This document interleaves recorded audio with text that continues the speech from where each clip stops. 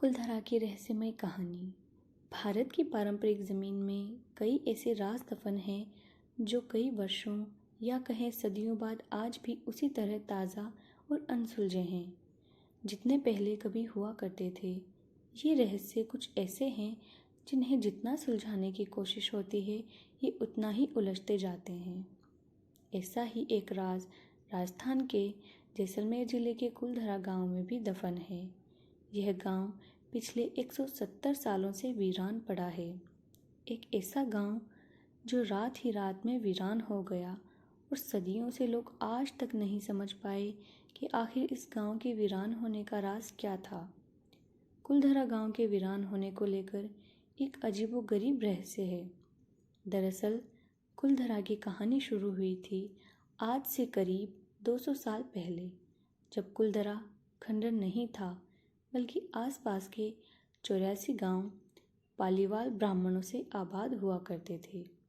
लेकिन फिर जैसे कुलधरा को किसी की बुरी नज़र लग गई। वो शख्स था रियासत का दीवान सालम सिंह, अय्याश दीवान सालम सिंह, जिसकी गंदी नज़र गांव की एक खूबसूरत लड़की पर पड़ गई थी।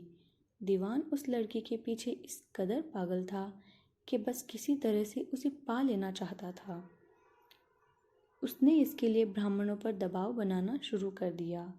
हद तो तब हो गई कि जब सता के मद में चूर उस दीवान ने लड़की के घर संदेश भिजवाया कि अगले पूर्णमासी तक उसे लड़की नहीं मिली तो वह गांव पर हमला करके लड़की को उठा ले जाएगा। दीवान और गांव वालों की ये लड़ाई अब एक कुंवारी लड़की के सम्मान की भी थी और गांव के आत्मसम्मान की भी। गांव के चौपाल पर पालीवाल ब्राह्मणों की बैठक हुई और 5000 से ज़्यादा परिवारों ने अपने आत्मसम्मान के लिए रियासत छोड़ने का फैसला ले लिया।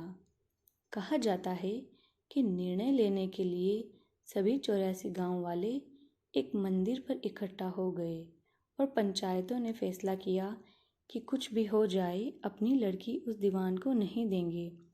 अगली शाम कुलधरा कुछ यूं वीरान हुआ कि आज परिंदे भी उस गांव के सरहदों में दाखिल नहीं होते। कहते हैं गांव छोड़ते वक्त उन ब्राह्मणों ने इस जगह को श्राप दिया था।